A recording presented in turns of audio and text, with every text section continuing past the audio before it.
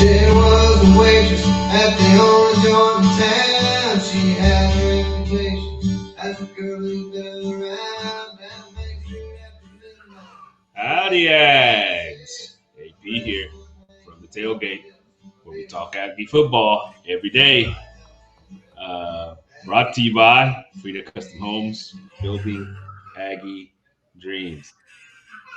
Corey, what are y'all doing to poor Callie at the house, man?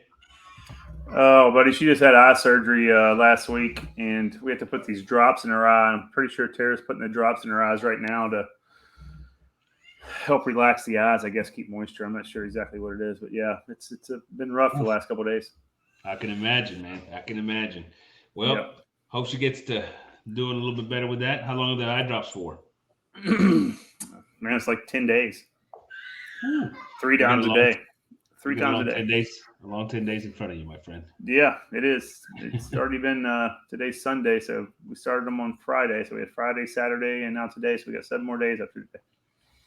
Good to go. Good to go. Hey, so today we'll end up in the program with an update over the spring practice. But let's start with some non-football news and notes.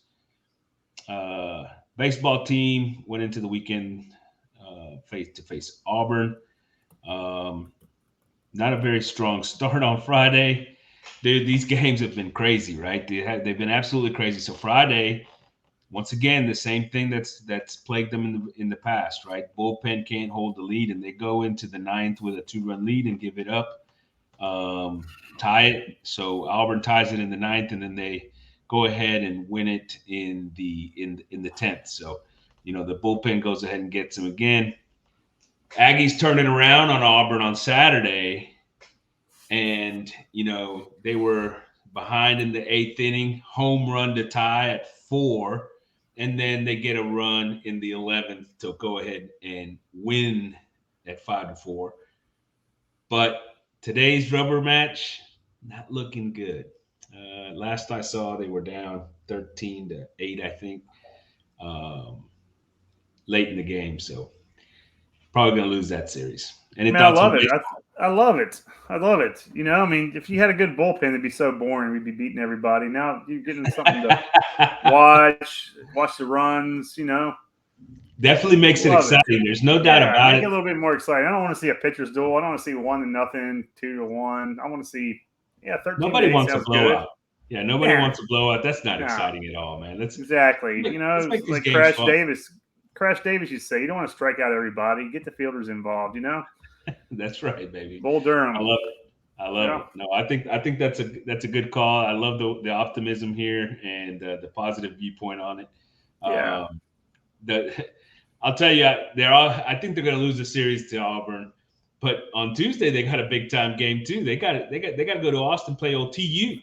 Oh, that's nothing. Horns down. Horns down. Yeah. So who did they lose to? They lose to Texas State or something. Texas State. That's when the guy did that, ran around the field with that. Yeah, that was it. So, going to their house, it always brings a lot more excitement when the Longhorns are involved, right? If we're going to go play them, if we're going to get on the field with them in any sport, it just makes it that much more exciting because it's been so long since it's happened. I'm excited for it. Let's see what they do. This is the one sport that Longhorns are pretty good at is baseball. Yeah. So, if it was football, it probably wouldn't be even talking. It'd probably be just like us playing Prairie View or something. It'd be just over. It'd be gone, done. And look, Prairie View is part of the system somewhat there. So it's even more hyped up, right? Right. Yeah. They're right down the street. By the way, new head coach over at Prairie View. Did we know that? No. Bubba McDowell. Former Houston Honor safety. Did you work with him? Yeah. A former co-worker over at Willow Ridge High School. Me and him coached. I thought so. That's what it was. Yeah, I remember you telling me. Yeah. Did he play for the Houston Oilers or did he play for the Houston Oilers? That's right. That's back in the day. He was a Miami guy. University. He went to the U. What'd you say? He was a safety or cornerback? Safety. Big time ball player, man. He does have the poor distinction to be on the wrong side of the biggest comebacks in college football history and NFL football history. Or at least he did it one time. Oh, he's at the right program then. Yeah, yeah, absolutely, absolutely. Lots of comebacks happening. Yeah.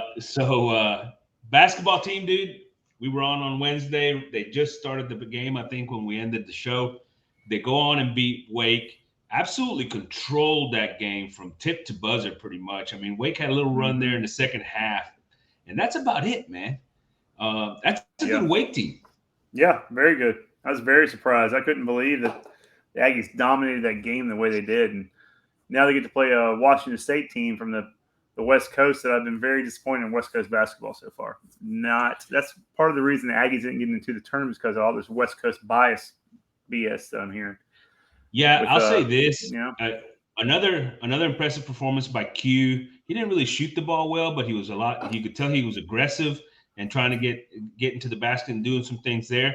And then also Wade Taylor's another a good performance by him, scoring, getting in on the scoring as well. So, they're getting production from a number of different guys. I mean, Q's the one constant, it seems like, and then from game in to game out, you got other folks contributing. Man, I thought it was a great game by the Aggies.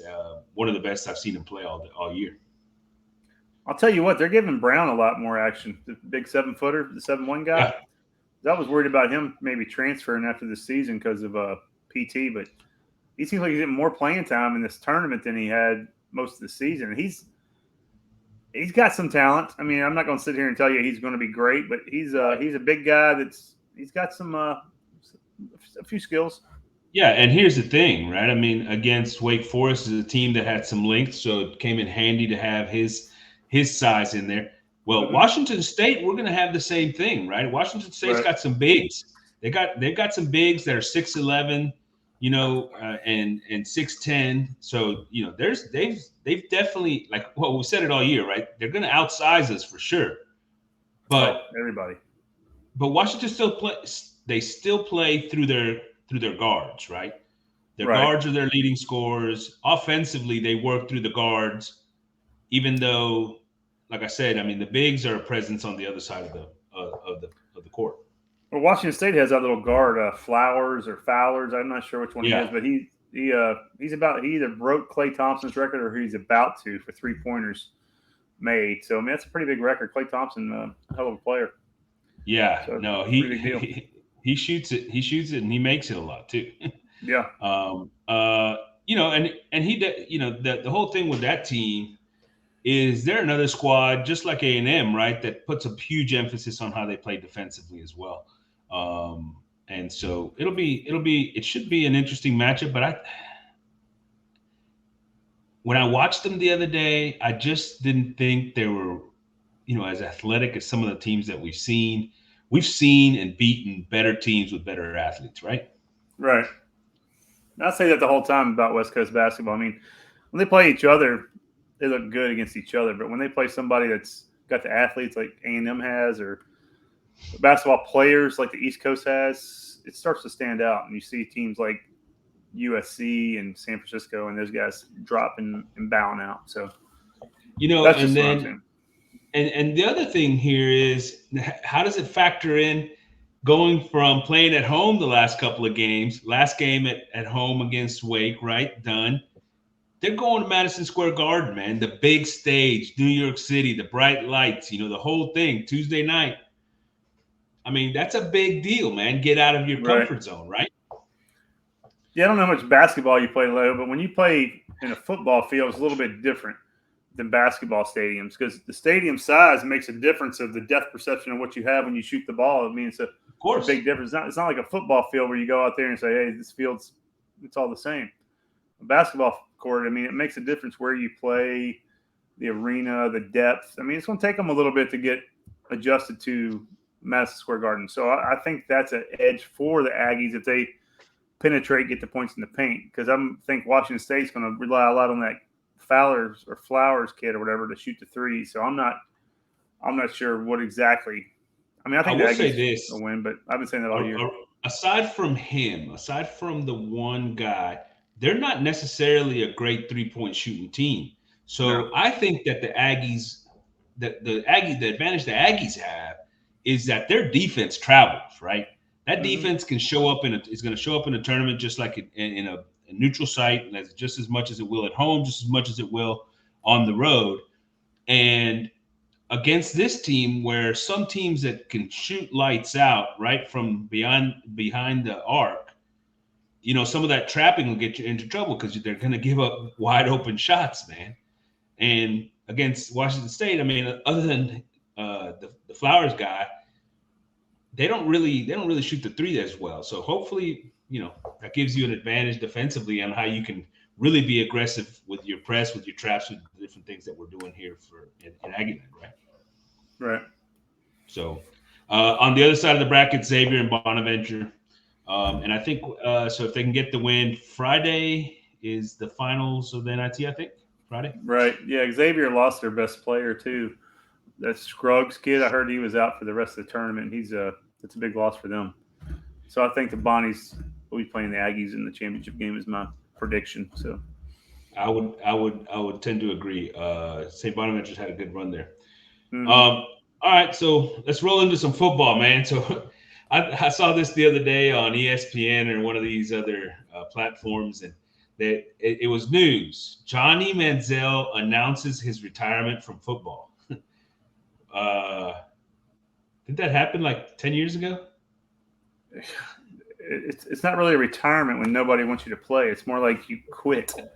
It's like they're making you. It's like me saying I'm retired from football too. Yeah, nobody wants me, so I'm retired. We're all retired, Johnny. We're all retired, baby. And I read something that he's doing that 7-on-7 that I don't even know what it is. I'm trying to find it still to watch some of the games. I guess it's like arena football or something. Yeah, but it's only available like on one platform or something. Yeah, it's hard to find. It's not easy to find. And but apparently, what is it? The fans can control some of the play calling and different things. Yeah, it's weird. It's very it's esports more is what it is than it is. He's very clearly just showing up to that, right? The guy's like, it's not really in me to really put a lot of work into this football thing. Yeah, he's flat out said that. Yeah, yeah. I just want to show up. He's basically playing the maroon and white halftime show all the time, right? I mean, I love Johnny. I wish he was here back in Aggie Land and listened to his ass talk every now and then about stuff he probably didn't know anything about, But I like the guy. I wish he did. He was a great Aggie. You know me, man. He's my favorite. He's my favorite Aggie of all time, dude. The guy to me is the best player I've seen play in person. I'm sad that he didn't have the work ethic and dedication that it takes to make it a career.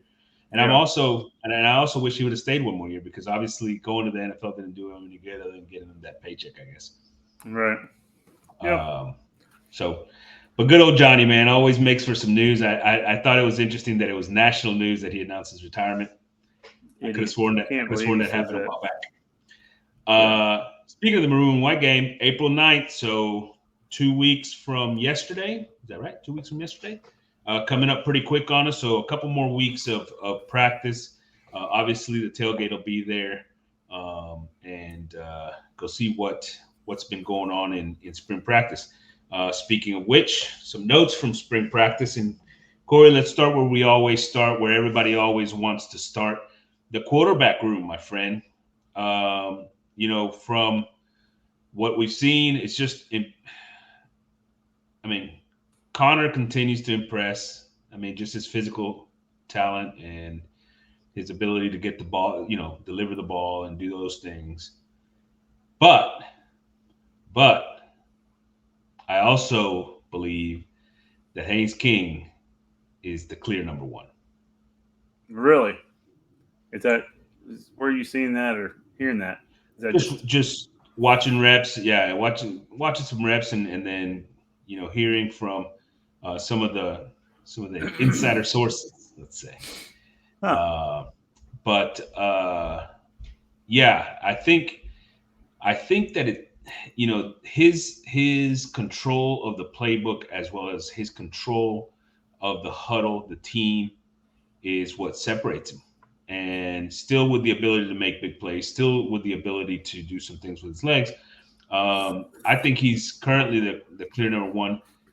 And I mean, I've said it all along. I don't think Johnson is going to catch up ever. Uh, but Connor will. Connor will because of his physical prowess, and it hopefully doesn't happen as a freshman because I know normally don't want a freshman starting. Um, but as a sophomore, you never know. Right. Yeah, I mean, that doesn't surprise me at all. Not with first few practices under their belt. Him returning from last year injury, and this doesn't surprise me at all. But I mean, I'd be surprised if he holds on to it for the whole season. That's just me. That's what I think. I don't know if it's going to be injury or what. Go ahead. Yeah, here's the other thing. So Jimbo spoke to the media on what was that, Friday, in anticipation. Saturday they had a scrimmage. We'll get some more news and notes about the scrimmage. Here in the next couple of days. It was closed. It was closed to the public and whatnot. But so they had a scrimmage on Saturday, and he spoke on Friday. Jimbo did, and so the media loves Connor Wigman. The folks at Texas love Connor Wigman, so they always want to ask, "Well, how's Connor?" And so he answers the question. Connor's doing great. Yada yada yada. Yeah, he keeps learning and learning. Every day he builds on his knowledge. Blah blah blah blah blah. All this good stuff, and I'm just sort of making up language here. But after he praises Connor, somebody asks about Max, and he's like, "Yeah, I mean, look, Max's experience is great, but it's not the end all be all." And then he goes on about Haynes King. And you know what he says about Haynes King? He says, "Yeah, you know what? He was doing that last year. He was doing it when he came back for the bowl practices. He was, it's like this guy. He loves Haynes King, man. He does, and I don't blame him. Haynes King's got some good talent, physical talent. So yeah, I mean, nobody doubts that. We've all said that Haynes King had the physical talent. It's just can he get everything right? Can he make the right reads? Can he throw the right ball?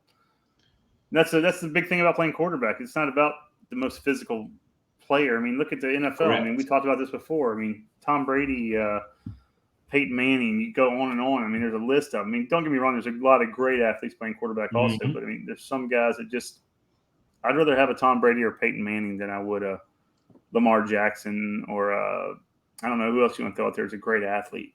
You know what I'm saying? I mean, I want somebody that's going to lead my team. And I'd take Steve Young. How about that? Yeah, he was great both sides. He was a great athlete, and but you don't get that with everybody. If you can do both, that's pretty. It's a game changer, right? Right. I mean, I want my quarterback and my center to be two of the smartest players on the field. And I hope that's what I want Haynes and whoever's playing center to be our two smartest players. And look, that doesn't mean necessarily book smart, right? I mean, no, it's just like football smart. Yeah, football smart, right? And those are the guys, and you're absolutely correct. Those guys, and maybe maybe your middle linebacker, or your somebody in the middle of that safety. Defense somewhere in safety or something that does the same sort of thing, right? No, fully agree. So the competition continues, and I think it'll continue obviously through the fall. But I think that it's becoming clearer and clearer to me that Haynes will be the starter. Another group that we've got some notes on, tight end, man. And I'll tell you what, sort of got some word this weekend that, obviously Baylor Cup's been working his butt off to try to get him some playing time this coming year. Or we say working his butt off. There's a little bit of a, feel that maybe part of his thing, he's like last year, just has been maybe a lack of, work ethic, maybe a little bit of immaturity, maybe, something like that. But apparently this year he's reformed, and he's trying to get him some playing time. I'll tell you what, man. I'll tell you who's not going to have a bad work ethic is that Johnson. Jake Because Johnson. Jake, because I watched his dad, like I said on that TikTok, Big Bad Brad Johnson, and that guy is after it every day. I mean, he's making me feel really old watching what he's older than I am going out there doing this stuff. I mean, it's impressive watching Big Bad Brad. If y'all get a chance to watch it, watch him, and I think you'll be like, "What? You remember what's that guy? Those guys' Bad names Brad. that did that? Those guys that were from Aggie land that did all the trick shots and everything else. Oh yeah. That's what he's like. That's what he does That's what Big Bad Brad does. He does all these There you trick go. shots and throws, and it's pretty impressive. I enjoy Hey, it. maybe we get some more Big Back Brad here in Aggie Land, considering the two boys are playing here, man. We'll be able to see them every other weekend or so. And that's one thing I didn't see on this TikTok was anything about A&M. It was all it's kind of old stuff, I guess, with LSU, but that's what I was seeing. We can get them on campus, man. Mm-hmm. Hey, I expect them to be here for the maroon and white game. Inside source told me. Good. But yeah, it seems like Baylor, does have a lot of physical tools, but I don't know that he's been part of the reason he's not necessarily at the front of Jimbo's depth chart ever is that the guy hasn't been the worker that Jimbo likes to have, and I do think that Jake Johnson is going to take some reps from him. They're saying he's getting a lot better at those little fine tuning of the routes, right? As a tight end, it's not all about. I mean, obviously, Watermeyer can barely run, according to now pro scouts. But the guy, all he did was get open. He didn't do it with speed, right? He didn't do it with speed.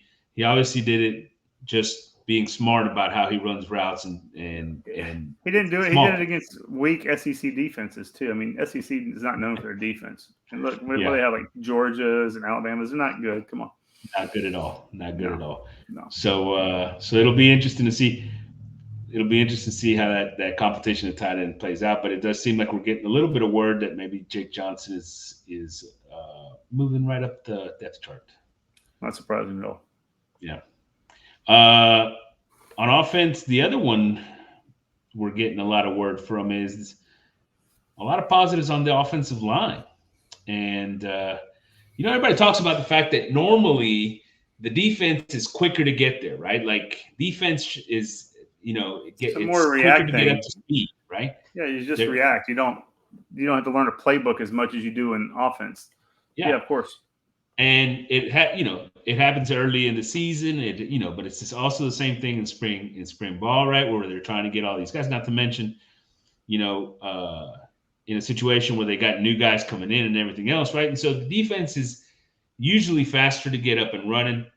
Well, the offense and this offensive line apparently has been holding up pretty well against our, well-known, well-recruited, super uber talented defensive front.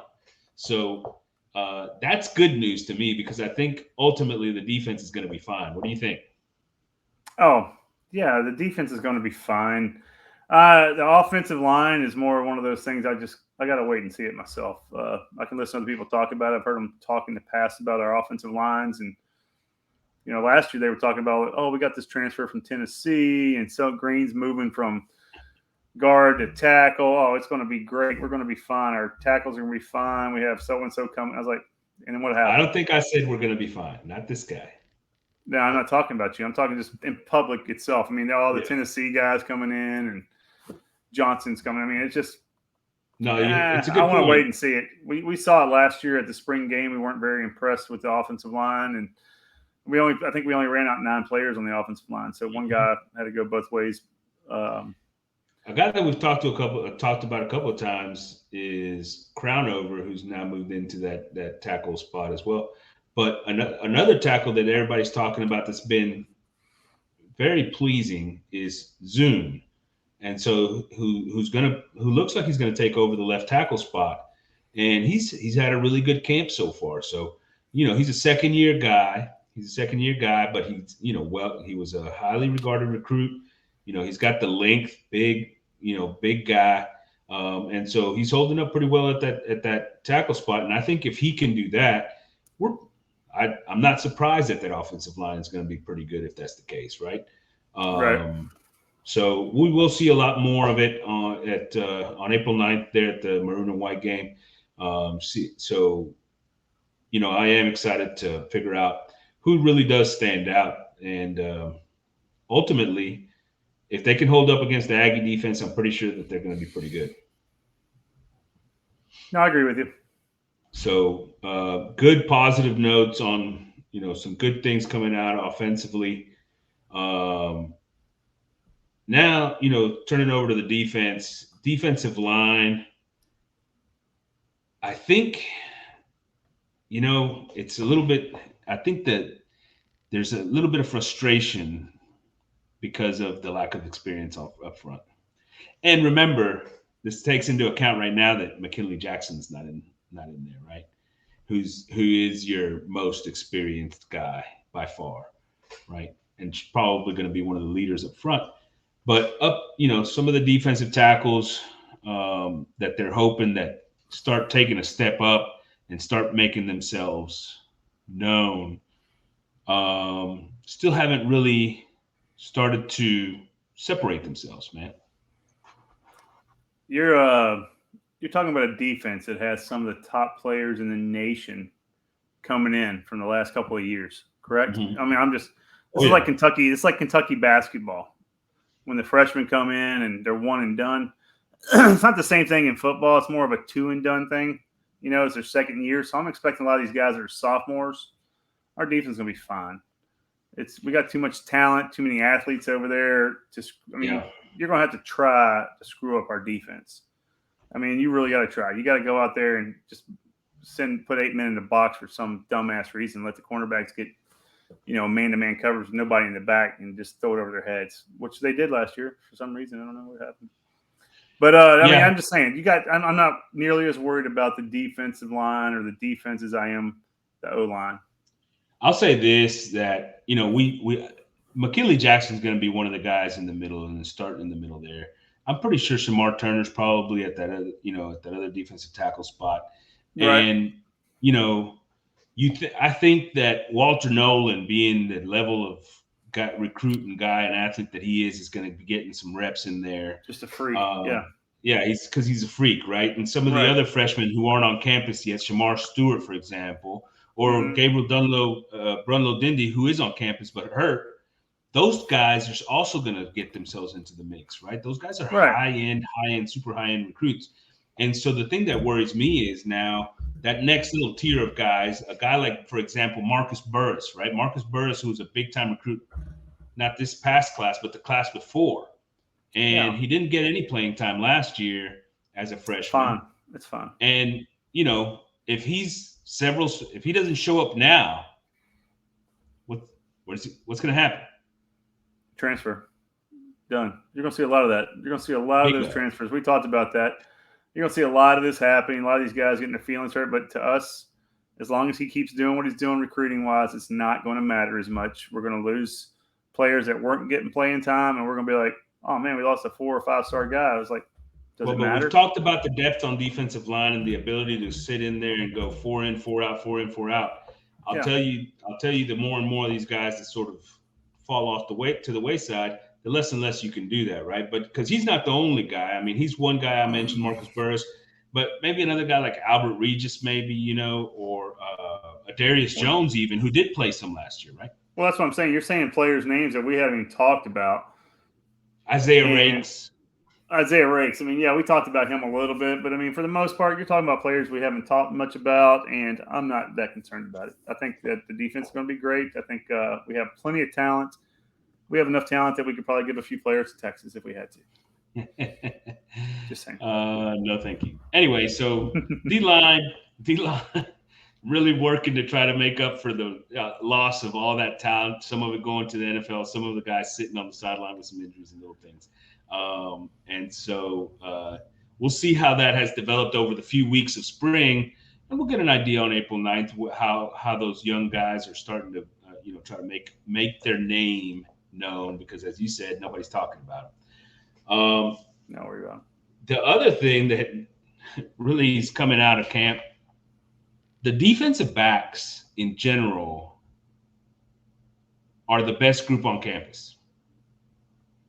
Like What do you that mean? is the best position group right now. Experience, yes, check.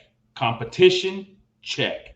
Depth, check. Athleticism, check. Those guys are really, really putting on a show, I think, at practice. People have been extremely, extremely impressed with how they've come along just early in the spring practice. And I think it should continue to move all the way through and into the season, which, one of the big reasons that you said that this defense has a chance to continue to improve, right? Yeah, the secondary is going to be strength. I think it's going to be a huge strength. Lots going to depend on this young defensive line getting pressure on the quarterback, how much time they have to cover somebody, but I don't think they're going to cover them that long. I mean, that doesn't surprise me at all. People saying that they're the best, it'd be like them saying our tight ends look strong. I mean, we know we have some tight ends that are coming in that should be pretty strong. Yeah, but the tight end position still has questions, right? The tight end position Well, we got still some has questions, but I mean, I'm not counting on Cup. I'm not counting on Cup that much. I'm counting more on Johnson and the 3 or 4 different guys that we have coming in that were 4 or 5 star players. You know what I'm saying? I mean, I'm not. No, and that's concerned my about point. it. I think that's The my talent's point is there. the fact the experience isn't there. With the defensive backfield, you got We have some tons of experience. Well, you have. I mean, you don't have. When you say tons, you call a sophomore player a guy with tons of experience. Jalen Jones has been starting for 2 years already, right? Yeah. And you Damani said he might Richardson, get beat. Didn't you tell me he might get beat out? I said he might shift positions. That's what I Which said. I think is all right. Go ahead. That's fine. Damani Richardson, who's been starting for 3 years, except that when he was hurt, right? Right. You've got Miles Jones, who's coming back, and he started for 2 years at least, right? Brian George. Now, you a Miles Jones fan? I didn't think you were a Miles Jones fan. I'm not, but the experience I do appreciate the benefit of experience, and he has tons and tons of that. Okay. And I'm not. It's not that I'm not a Miles Jones fan. I just don't think he's. You're just a hater. You're not a fan. You're a hater. I got you. I think he's a good corner, not a great corner. Okay. Brian George is another guy that's already started for this defense. In years past. I mean, a lot of experiences. I guess what I'm getting at, along with a ton of really good talent, especially in some of the young guys that are surrounding this experience. I mean, I didn't even talk about Antonio Johnson, right? Who's, like I've said, probably going to be our best defender. So, Tyreek Chappelle, obviously the freshmen that come in, and Denver Harris, but you got, Josh Bolton, who should be back, Bobby Taylor, another freshman, Marquise. I mean, all these guys are incredibly gifted athletes and probably picking up the level of that athleticism, the speed on the field that this defense is going to be able to put on there, right? Right. So, I've been impressed with him so far. I expect a lot out of him. So that's kind of where I'm at. And so here's the other thing. We talked a little bit about Jimbo's discussions on Friday. I don't know if I'm taking a little something too much into this, but, I wasn't terribly excited with Jimbo after Friday's press conference, and this is why. There was a discussion about explosive plays and the receivers and making plays down the field. And Jimbo's response is, hey, well, in today's football, explosive plays are a lot of plays that have yards after catch now. 8 and 10 yard throws that are. And I don't give a crap what you think, Jimbo. Mm-hmm. But yeah, sure, there's explosive plays with some yak and all that.